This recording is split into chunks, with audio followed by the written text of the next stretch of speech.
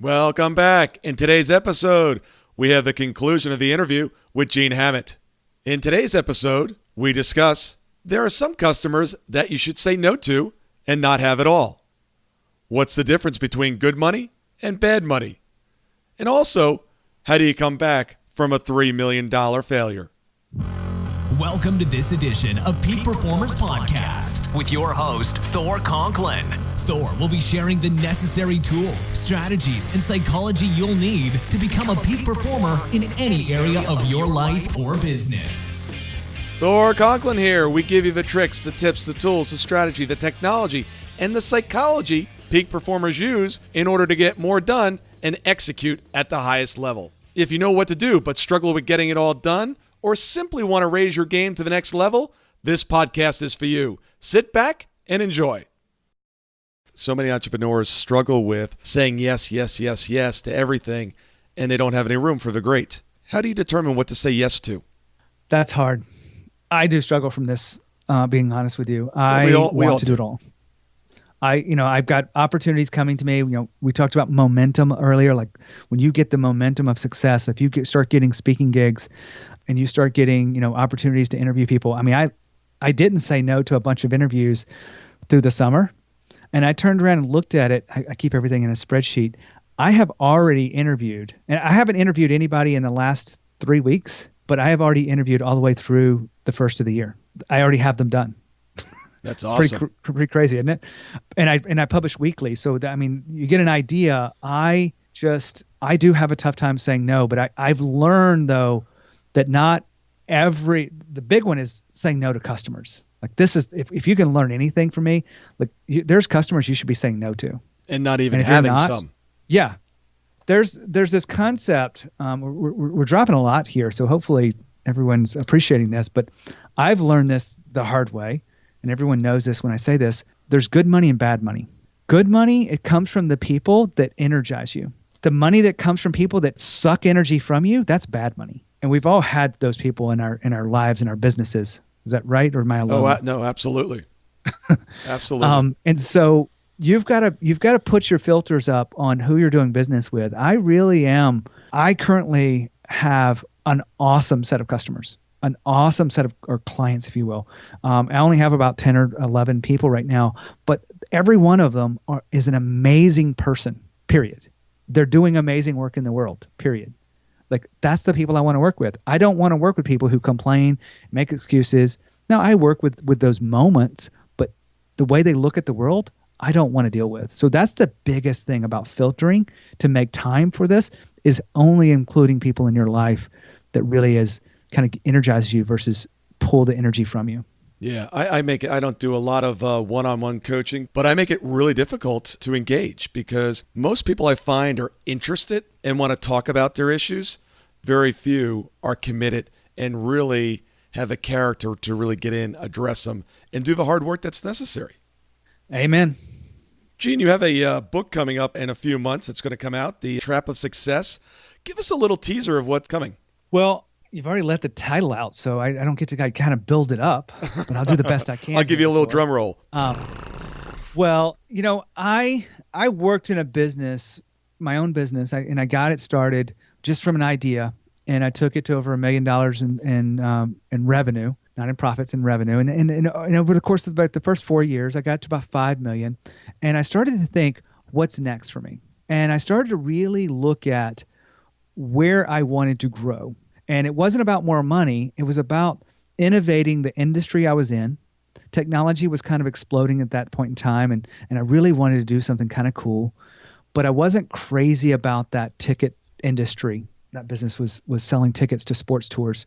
And I also had kind of a competing thought that I wasn't really living out my purpose. I really wasn't making a difference in the world. I made a difference for my family. I made a difference for the employees that I had, but I wasn't really making a difference. And that kind of wore on me. So I was at a crossroads that I either needed to make a decision to move forward or continue down the path of just making more money and doing what I've always done. And honestly, I talked about it all the time. I stressed about it. My wife kind of called me on my BS, if you will. And she said, why don't you do something about this? You keep talking about this. Why don't you do something about it? So I had to look at myself, and I decided that I was afraid to give up what I had. So because I was successful and I had this lifestyle, and I didn't want to keep going knowing that I could lose it all. And so looking back at that now, I realized I was trapped in my success. That makes sense, right? Oh, absolutely. I've been there. And I stopped growing. Like I made more money and I had more freedom, which is what a lot of people, well, you were successful. Well, I was successful, but I wasn't significant. I didn't really make a difference in the world. So as I was afraid to lose it all, and you may know this if you've done some research on me, Thor, I ended up about 6 years ago in a bad business deal with my best friend. And literally on January 15th, 2010, I lost $3 million and some change on one day. Did you know that? No, I did not know that. No. So yeah, I had an abrupt halt to what I was doing in life. I had to really go back and look at it. Now the period between that falling apart and about 4 months was really tough for me. I was unemployable. I had no money coming in. I lost my house. I lost my business, my savings. I lost my confidence. I could go on and on about all the things that were missing in my life at the time, but I had to reinvent myself. And part of that journey, when everything had hit the skids, if you will, I call that my 2x4 day, the day that God hit me upside the head with the 2x4 to get my attention because I wasn't paying attention before. Yeah, been there. But part of my journey back was I wanted to reinvent myself, and I decided to be a coach. I remembered getting coaching back in 2002, and I felt heard. There's something about being heard that even in business, like my wife at the time didn't want me to really talk about business with her because we're dating and married early. She didn't care. Like, you got money? Let's go.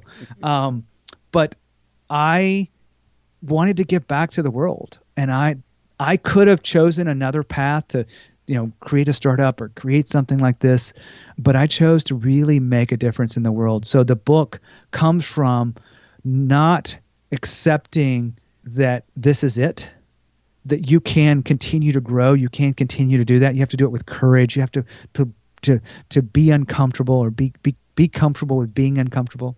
And you have to move forward. So that's the essence of the book, The Trap of Success.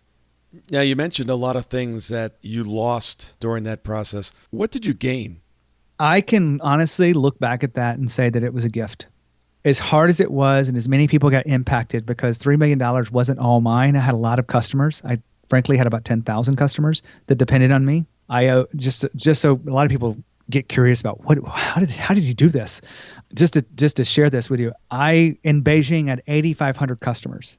So I had a sports tour company and I had 8,500 customers. Some of my best customers were families of athletes that couldn't get enough tickets from traditional sources, so they would contact with my company, and I had their tickets for them, waiting for them in Beijing. I made over $1 million for me and my partners in Beijing. So this was the Olympics? So that was the Olympics in Beijing. Okay. The next big move was Vancouver Olympics in 2010. And so I had my best friend who I'd done business with before. We had this contract and had everything kind of sealed up. Well, it didn't work out that way. I was caught in the middle of this. And so I lost everything that day. But I was able to let go of something I never would have let go of. And what I mean by that is my wife would ask me, why don't you just start another business? And I said, well, I will start another business. Let me get through this one event. And I will completely let go of the business when I've replaced my income. And it kind of made logical sense to me. Like, okay, I'm used to making a good chunk of money. I'm going to replace that and then I'm going to let go of the business. But the reality is I probably never would have let go of that business. I probably would have tried to put it on autopilot and I still would have been sucked into certain things, but I never would have let go of it completely. So the gift of it, what did I get from this? Was the gift that I just had to burn. Basically, my bridges were burned for me, but I had to move forward and completely let go of that part of my life to create what I really wanted. And that's the best thing that came out of that whole situation. Yeah, well said. I remember hearing from someone, I forget who, that, in order to make space for something new, something has to leave. And it's not just about adding new stuff. It's you've got to leave something behind. And I did not know that. Interesting story. Tell us a little bit about how the audience can get a hold of you and some of the stuff that you're doing. Well, you can always check out any of the interviews I've had. I've had some fantastic people at Leaders in the Trenches, and it has just been an honor to be able to read a book. I know a lot of people maybe don't read that much, but let's assume this audience does. But I can read a book and take that author on Twitter, find their email addresses, whatever it may be, and all of a sudden, in a week or 2 weeks, I'm actually having a conversation with that person. And you've probably found that too with the absolutely. podcast. It's amazing how many doors will open up that I had no idea would be that easy to open. And so if you want to check out any of the podcasts, I mean, I've had Michael Gerber, Michael Port, Jay Papasan. Do you ever heard that book, The One Thing? Yes. That's an awesome book. As a matter of fact, I just bought that book. And I realized that I had it on audio book as well. That's a great book. I'm looking at it right here, and here's the benefit behind this, and this is not available for everyone. So I've got this book coming out, and so he's published many books for the Keller Williams organization, the Keller Williams Publishing. And The One Thing is a great book, especially on productivity, if you guys want to check that out. But my interview with him is coming up, I think, in a couple of weeks. We'll publish live. But he's going to, sit down and we're going to have a conversation about book marketing next week, because of the podcast. And so a lot of the reason I'm kind of sharing this with you guys, because obviously I would love for you to listen to the podcast and like it and put it in your regular rotation and check it out and give me some love there. But I've positioned my authority in the marketplace.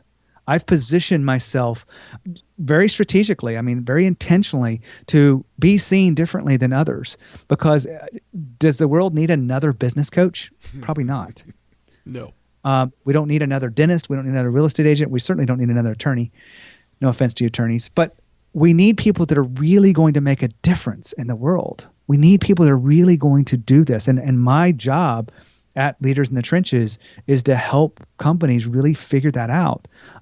So one of the things we haven't talked about, I write for Success Magazine, and I write for Entrepreneur Magazine. I write for Huffington Post. I write for some other places. Those are pretty cool little outlets to be able to share your perspective. I've recently been publishing my podcast inside the articles at Entrepreneur. That's pretty cool. Very cool. It's boosting my listenership. It's boosting my own authority.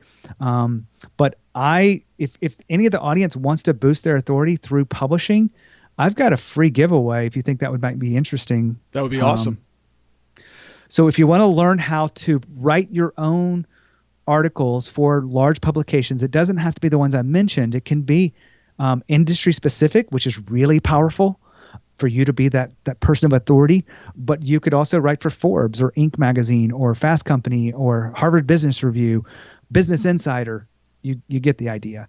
So if you will go to leadersinthetrenches.com/published. So you want to publish for yourself, published. You can get that, and I guess we'll put that in the show notes, right? Yes, absolutely.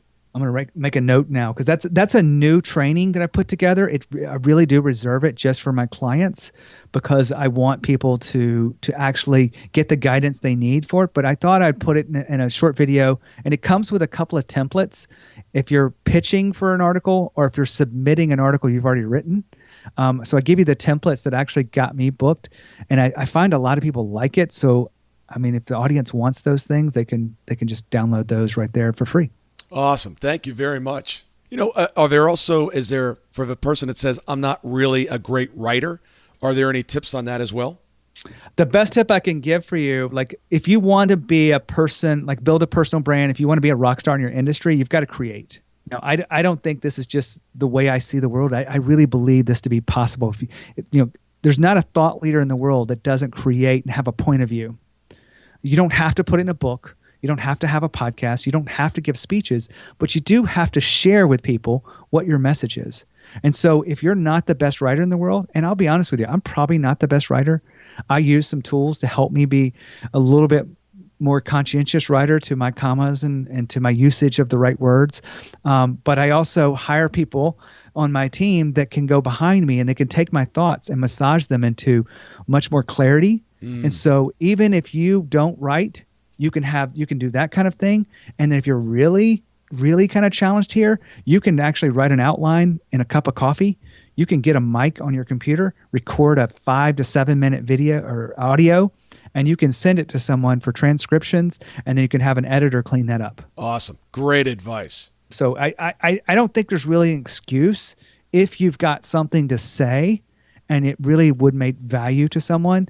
And honestly, the best way you can get it out there, now this is my opinion, but I've blogged on my own website before, and I can get 20, 40, 50, 75, 100 views. But if I go put it on a very industry specific website, it adds to my credibility, but I can get 20,000 views on that because of their traffic that's coming through.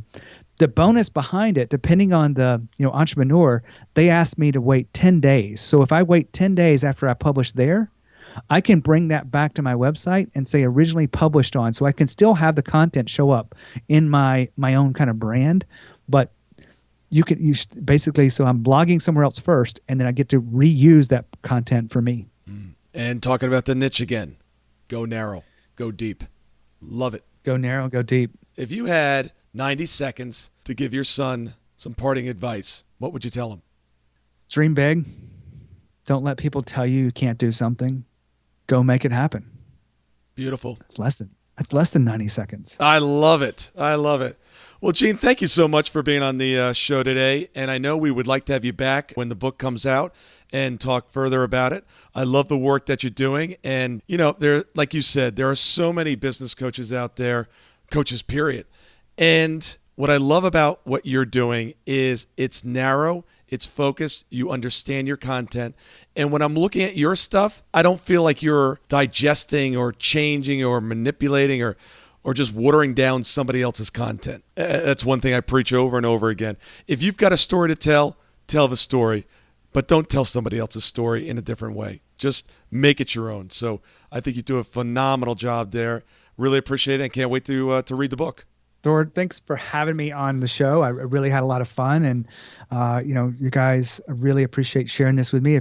If you're getting anything out of it, let me know. I mean, Twitter would be a good place to connect with me at Gene Hammett, and I'd love to know if you use any of this stuff. Not because I just like to know. Yeah, I mean, well, look, I'm going on my Snap app. I'm doing is it Boom Boom or Bomb Bomb? Bomb Bomb. Bomb Bomb. I got that, and then I've got the free tools that you've just shared with the audience as well. So I've got 3 takeaways in addition to all of the other great advice and comments. So thank you. You're welcome. I learn more from these. I think sometimes the audience does. Because I'm just sitting here going, what can I take now? What can I take now? I'm using that. I really do. So thank you very much. Great job. It is awesome to do this, and I appreciate you having me here. It's so much fun. For the last 16 years, I've been driven by the question of why some people achieve amazing results and others don't. The answer? 90% of their success came from their psychology. So if 90% of their success comes down to their psychology, what was the one thing that enabled them to produce the results that others were not? Their ability to execute, their ability to get things done. Now, we all know how to get things done, but some of us do it better than others. And some of us are not even coming close to tapping our potential. So if you're truly committed to tapping your potential and really becoming a peak performer and getting the results that you need, want, and desire, take your phone and text the word BE Summit. That stands for Business Execution Summit. One word, BE Summit, and text that to 41411. I'm going to send out some additional information on our upcoming event that will truly teach you the science of execution. Thank you so much for listening today. I really do appreciate your time, and I hope you found today's show valuable. If you would like to receive these shows automatically to your phone or to your computer, simply go to iTunes and subscribe. After listening to several of the shows, if you're so inclined, please leave us a 5-star rating, as this helps us reach additional people and spread the message.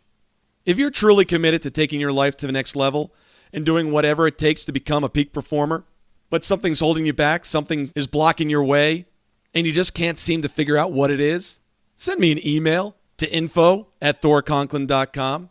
And I'd be more than happy to get on the phone with you. We'll schedule a 15-minute discovery call. No obligation, no cost. I absolutely love to hear from the listeners. And if there's something I can do to help, I'd be more than happy to do that. Also, if you found something of great interest in today's show and you want to share that with your friends and family, simply go to my Facebook page, Thor Conklin, click on the episode, hit the share button, and share it on your page. You can follow me at Twitter at Thor Conklin. The website is thorconklin.com. We're constantly adding new free resources, discussing additional tricks, tips, tools, and strategies on how to be a peak performer. Remember, I try to keep these episodes short so you can listen to them during dot time, doing other things, commuting, driving, walking, working out. Decide to be a peak performer in all that you do. And until tomorrow, have an absolutely amazing day.